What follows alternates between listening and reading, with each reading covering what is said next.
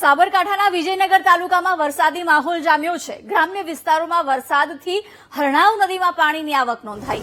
નદીમાં આવેલા ચેકડેમ પરથી પાણીના ધોધ જીવંત થયા છે। સારા વરસાદથી પોળોના જંગલમાં પણ કુદરત સોળે કળાએ ખીલી ઉઠી છે। પાણીના વહેણથી સ્થાનિકોમાં પણ ખુશીનો માહોલ છે। વિજયનગર, કાળીદેવી, ખેરવાડા અને જેરવદરીમાં ધોધ જીવંત થયા છે। સાબરકાંઠાના વિજયનગરમાં ભારે વરસાદને કારણે હરણાવ નદીમાં પાણીની આવક થઈ છે। પાણીના ધોધ છે જીવંત થયા છે। ચારે તરફ હરિયાળી જોવા મળી રહી છે। કુદરત સોળે કળાએ ખીલી ઉઠી હોય તેવા દ્રશ્યો અત્યારે વિજયનગરથી સામે આવી રહ્યા છે। વિજયનગર તાલુકામાં વરસાદી માહોલ જામ્યો છે। ભારે વરસાદને કારણે હરણાવ નદીમાં પાણીની આવક વધી છે। પાણીના ધોધ છે એ પણ સક્રિય થયા છે। અહીં પણ મોટી સંખ્યામાં સહેલાણીઓ પહોંચી રહ્યા છે। જંગલમાં પણ કુદરત સોળે કળાએ ખીલી ઉઠ્યું હોય તેવા અદભુત દ્રશ્યો અત્યારે વિજયનગરથી સામે આવી રહ્યા છે। વિગતો સાથે સંવાદદાતા સંદીપ જોડાઈ ગયા છે।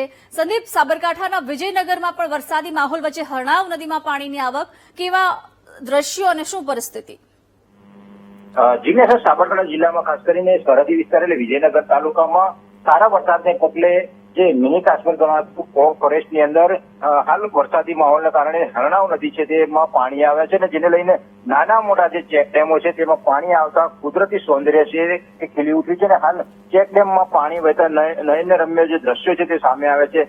હાલ જે પાણી છે તે પાણી આવવાના કારણે જે જંગલો વિસ્તારમાં પ્રાણીઓ છે જેના પ્રાણીઓમાં આ પાણી છે તે ખૂબ ઉપયોગી રહેશે અને પીવાલાયકના જે આસપાસના જે રીંછ જે દીપડા છે સહિતના જે વન્યજીવી પ્રાણી છે તેના માટે પાણી જે છે તે આવવાના કારણે હાલ જે પાણીની વ્યવસ્થા છે તે હાલ પશુ પક્ષીઓ માટે સારો વ્યવસ્થા થઈ શકે તેવી છે। અને હાલ વિજયનગર, પોળો, કાળીદેવી, ખેરવાડા, દેરવરી અને નાના મોટા જે ચેકડેમો છે તે ચેકડેમમાં પાણી આવતા વન્યજીવી સૃષ્ટિ અને જીવ માટે પાણી જે મહત્વનો સ્ત્રોત હાલ તો જે રીતે દેખાઈ રહ્યો છે અને હાલ પોળો ફોરેસ્ટની સુંદરતામાં પણ નજારોમાં નયનરમ્ય દ્રશ્યો સામે આવે છે। જી જીજ્ઞાસા। સંદીપ, આભાર જાણકારી આપવા બદલ।